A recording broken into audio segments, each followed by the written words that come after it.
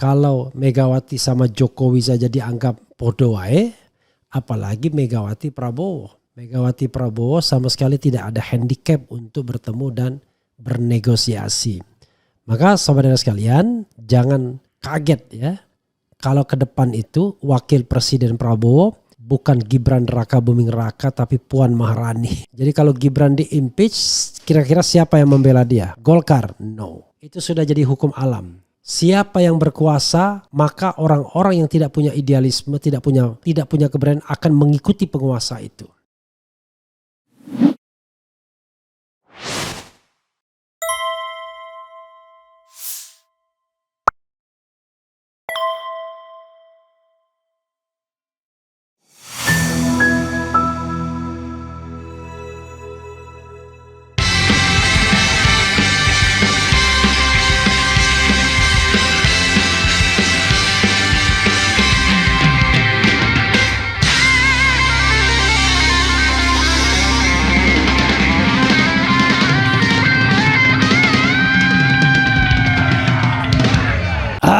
Assalamualaikum warahmatullahi wabarakatuh.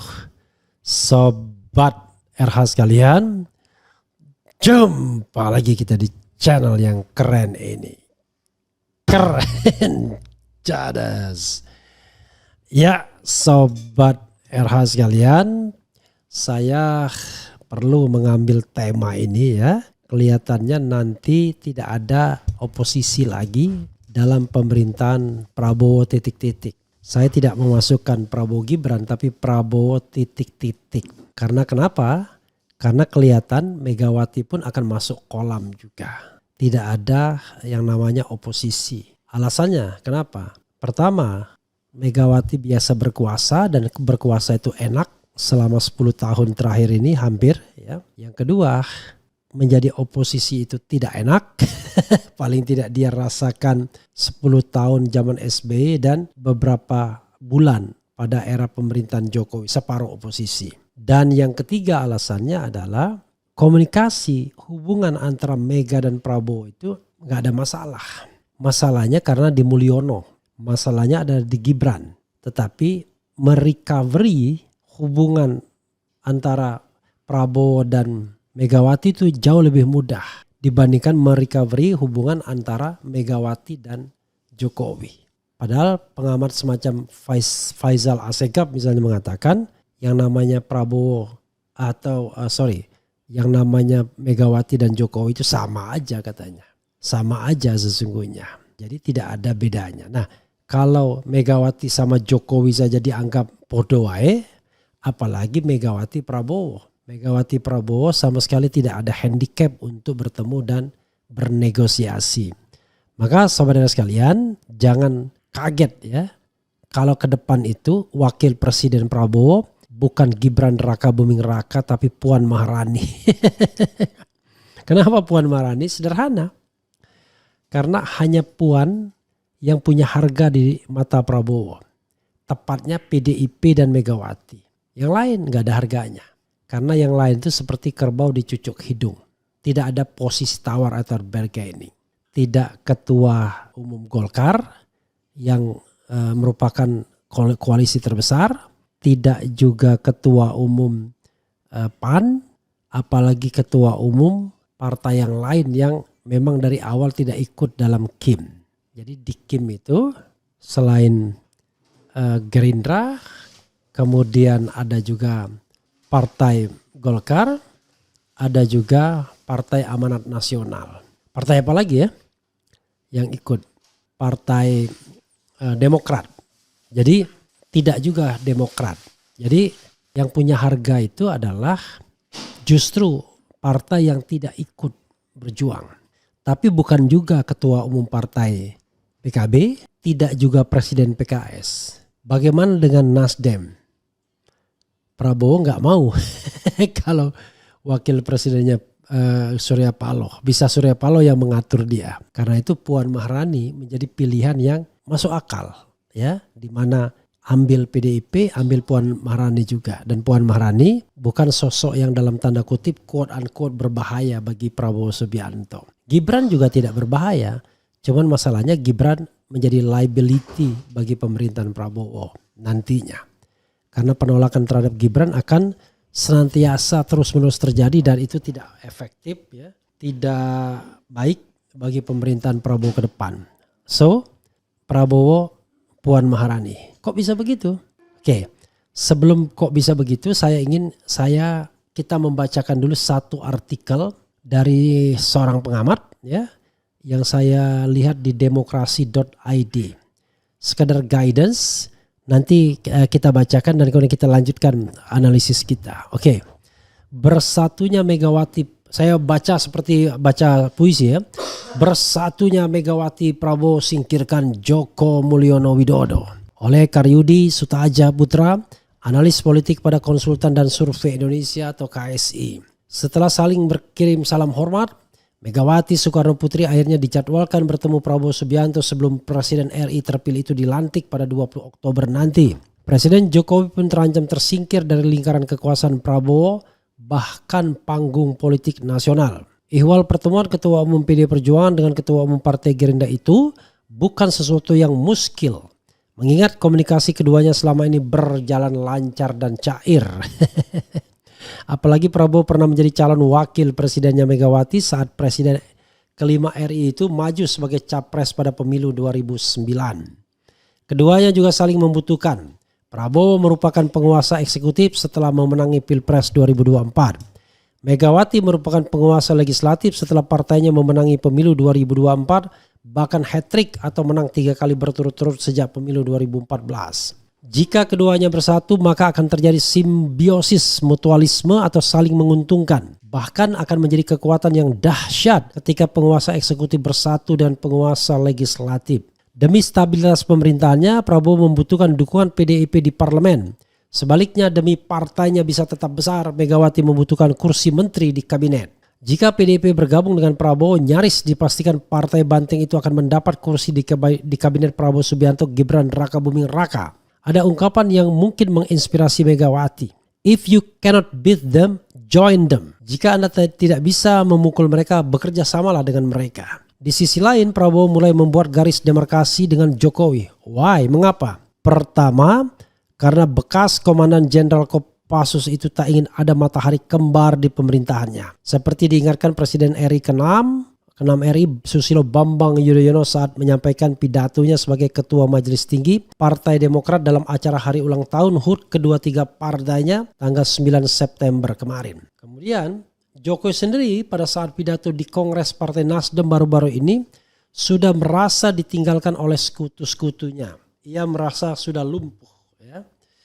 Ihwal Prabowo mulai membuat garis demarkasi dengan Jokowi terlihat dari tindakannya memerintahkan Wakil Ketua DPR dari Partai Gerindra Sufmi Dasko Ahmad membatalkan revisi Undang-Undang Nomor 10 Tahun 2016 tentang Pilkada yang sudah disepakati Badan Legislasi DPR dan tinggal mengesahkannya di rapat paripurna. Ya. Oke. Prabowo lebih memilih melaksanakan putusan MK Nomor 60 dan 70 Tahun 2024 yang membuat parpol-parpol leluasa mengusung calon kepala daerah dan menutup peluang Kaisang Pangarep putra bungsu Jokowi yang belum berusia 30 tahun maju sebagai calon gubernur / wakil gubernur. Implikasinya, jika Megawati bersatu dengan Prabowo, maka Jokowi pun akan tersingkir. Bukan hanya tersingkir dari lingkaran kekuasaan Prabowo, tapi juga dari panggung politik nasional. Kecuali jika nanti Jokowi bergabung atau membuat parpol sendiri. Politik khianat. Luar biasa, ya. Apakah Prabowo tidak akan balas budi kepada Jokowi yang telah mendukungnya di Pilpres 2024 hingga menang? Balas budi sudah dilakukan Prabowo dengan menggait putra sulung Jokowi Gibran Raka Buming Raka sebagai cawapresnya di Pilpres 2024. Apalagi ada adagium di dunia politik, yakni tak ada kawan atau lawan abadi. Yang abadi adalah kepentingan. Jokowi yang punya nama kecil Mulyono pun bisa tertimpa karma politik. Ya, ini dikhianati Prabowo sebagaimana bekas Gubernur DKI Jakarta dan bekas Wali Kota Surakarta, Jawa Tengah itu mengkhianati mentor politiknya sendiri, Megawati. Selain kursi menteri dalam konteks ini, Megawati membutuhkan Prabowo untuk melancarkan aksi balas dendam politik atau serangan balik kepada Jokowi. Megawati bisa meminjam tangan Prabowo atau keduanya bersatu untuk menyingkirkan Jokowi. Sebagai presiden, Prabowo bisa memperalat Polri, Kejaksaan Agung, bahkan Komisi Pemberantasan Korupsi KPK untuk menggebuk Jokowi dan keluarganya. Bisa dimulai dari dugaan gratifikasi fasilitas pesawat jet pribadi Kaisang Pangarep atau Bobi Nasution, menantu Jokowi yang menjadi wali kota Medan, Sumatera Utara dan kini maju sebagai cagup Sumut di Pilkada 2024. Politik khianat ala Brutus terhadap Julius Caesar di Romawi memang tidak asing lagi di Nusantara atau Indonesia ya. Bahkan sudah berlangsung sejak zaman Singosari tahun 1222 usai Ken Arok membunuh Tunggul Ametung, penguasa Tumapel demi menguasai tahta dan permaisurinya Ken Dedes dengan keris Empu Gandring dan kemudian mendirikan kerajaan Singosari di Jawa Timur. Politik khianat pun berlanjut hingga kini. Soeharto mengkhianati Soekarno dengan surat perintah 11 Maret 1966 atau Super Semar. Soeharto dikhianati B.J. Habibie, Harmoko, Akbar Tanjung, Ginanjar Kartasasmita dan sebagainya yang merupakan orang-orang dekatnya sehingga Pak Harto lengser dari kursi Presiden RI pada 21 Mei 1998. Kemudian Kiai Haji Abdurrahman Wahid alias Gus Dur mengkhianati Megawati dengan maju sebagai capres dalam sidang umum MPR tahun 1999 dan terpilih. Padahal partainya Megawati PDIP merupakan pemenang pemilu 1999. Sebaliknya, Megawati pun mengkhianati Gus Dur dengan mau menjadi Presiden RI pada sidang istimewa MPR tahun 2021. Megawati kemudian dikhianati SBY. SBY dikhianati Jokowi dengan membiarkan Kepala Kantor Staf Presiden Muldoko berupaya membela Partai Demokrat meskipun tak berhasil. Jokowi pun mengkhianati Megawati dengan mendukung Prabowo Gibran di Pilpres 2024 melawan capres-capres yang diusung PDIP Ganjar Pranowo Mahfud MD. Akankah Prabowo mengkhianati Jokowi? Kita tunggu saja tanggal mainnya. Sekali lagi, akankah Prabowo mengkhianati Jokowi? Kita tunggu saja tanggal mainnya. Ya, itu tulisan yang dibuat oleh Karyudi Sutajah Putra ya. Dan saya memerlukan tulisan ini sebagai background untuk menyatakan bahwa skenario lanjutnya adalah Gibran dimakzulkan, kemudian Puan Maharani menjadi wakil presiden. Bisa terjadi. Saya sudah jelaskan pada video terdahulu sobat daerah sekalian, kasus yang mendera Gibran Rakabuming itu ada 3 dan itu subject to impeachment, impeachable. 1. Soal akun Fufu Fafa. Apa yang ditweet oleh akun Fufu Fafa itu sama sekali merupakan perbuatan tercelah. Selain menghina orang dengan kata-kata yang kasar, homo dan lain sebagainya, juga sesuatu yang membuat sebuah konten yang atau komentar yang tidak elok, seksis, bicara tentang ya istilahnya bagian-bagian perempuan yang tidak layak diomongkan. Ya, artis Syahrini kena, Cinta Laura kena, kemudian Nadia Mulya juga kena. Dan ini soal yang serius, ya.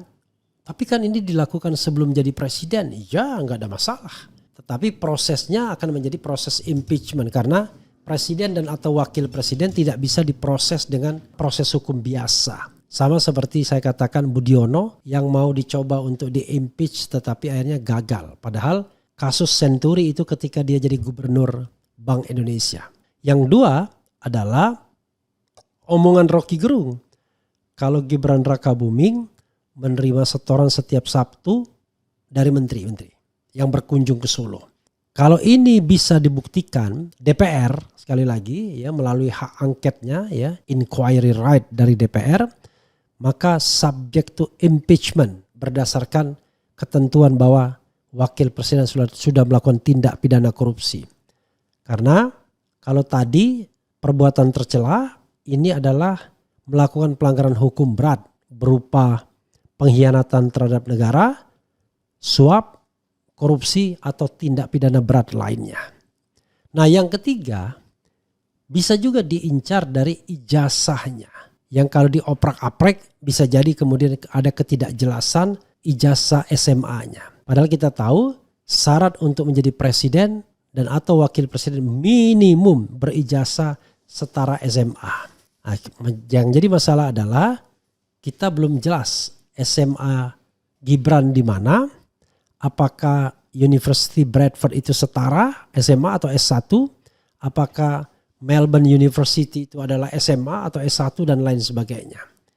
Ini juga bisa menjadi sebuah keputusan politik DPR asal DPR mau memang menjatuhkan Gibran Rakabuming Raka. Maka kalau seandainya Gibran dijatuhkan, maka tidak ada lagi kekuasaan politik Jokowi. Jokowi akan hilang dari panggung nasional sebagaimana dikatakan Karyudi tadi. Dan ketika Gibran di-impeach, maka siapa tokoh yang akan dimajukan oleh Prabowo Subianto sebagai wakil presiden? Maka kriterianya menurut saya adalah satu, dia mestilah tokoh yang bisa dikendalikan, tetapi dia memiliki gerbong yang lumayan bisa diperhitungkan. Siapa lagi kalau bukan Puan Maharani? Puan Maharani barangkali sudah merasa sangat berterima kasih kalau dia bisa menduduki kursi wakil presiden, dan untuk berkompetisi pun Prabowo barangkali santai saja melawan Puan Maharani kalau seandainya Prabowo atau Puan menginginkan menjadi pesaing Prabowo Subianto. Tapi yang saya bayangkan tidak. Dia akan tetap berada di sana menjadi wakil presidennya Prabowo. Sehingga yang terjadi adalah nanti Prabowo Puan akan maju di 2029. Prabowo nyaman, ya. Kemudian Puan dan PDIP juga nyaman, termasuk Megawati. Itu yang saya bisa lihat, ya. Mungkin salah, tidak apa-apa juga, namanya analisis kan. Lain kalau yang dijadikan wakil presiden Anies, wah itu bahaya bisa bagi Prabowo, ya. Mungkin Prabowo akan berpikir ini bisa lebih besar dari saya. Tapi Puan bisa di-marking. Jadi saudara sekalian, ini yang saya katakan politik itu ya the art of possibilities, ya, seni berbagai kemungkinan. Atau ya the attacking of the impossible, kata Rocky Gerung, ya. Bagaimana membuat sesuatu yang tidak mungkin menjadi mungkin. Nah, jadi kita harus melihat nanti sebelum tanggal 20 Maret dan setelah sebelum tanggal 20 Oktober dan setelah tanggal 20 Oktober. Demi konstitusi dan menghargai hasil pemilu, Gibran tentu dilantik. Tapi setelah dilantik, apakah tidak ada percobaan untuk impeachment terhadap yang bersangkutan? Saya kira bisa besar kemungkinannya kalau Prabowo mau menggerakkannya. Dan kalau kita bicara sejarah pengkhianatan sebagaimana dikatakan Karyudi, ya, Soeharto mengkhianati Soekarno, Soeharto dikhianati Habibie, Ginanjar dan lain sebagainya. Ya, apakah akan melalui partai baru bernama Partai Perubahan? Ya, bisa jadi terjadi, sangat mungkin, ya. Begitu. Jadi kalau Gibran di-impeach, kira-kira siapa yang membela dia? Golkar? No. Itu sudah jadi hukum alam. Siapa yang berkuasa, maka orang-orang yang tidak punya idealisme, tidak punya keberanian akan mengikuti penguasa itu. Dan jangan lupa setelah tanggal 20 Oktober berkuasa. Yang berkuasa itu adalah Prabowo Subianto, bukan lagi Jokowi. Itu satu. Yang kedua, kata-kata Jokowi, kalau Bapak dicubit, kami juga akan merasa sakit. Tapi bagaimana kalau yang mencubit Prabowo sendiri? We don't know exactly. Tapi politik itu, ya, the attacking of impossible, ya kan? Jadi attacking of the impossible. Kalau kata Rocky. Kalau kata orang lain ya the art of possibilities, ya. Jadi yang tidak mungkin jadi mungkin, atau seni berbagai kemungkinan, ya. You choose it. Yang paling penting adalah saya mengatakan bahwa politik akan berubah drastis setelah tanggal 20 dan Mulyono, Raja Jawa tidak akan lagi ada di pentas nasional. Mungkin begitu. Tinggal satu-satunya tokoh kunci adalah LBP. Kenapa? Nanti kita akan bahas dalam kesempatan yang lain saja. Wassalamualaikum warahmatullahi wabarakatuh. Keren, cadas, cia.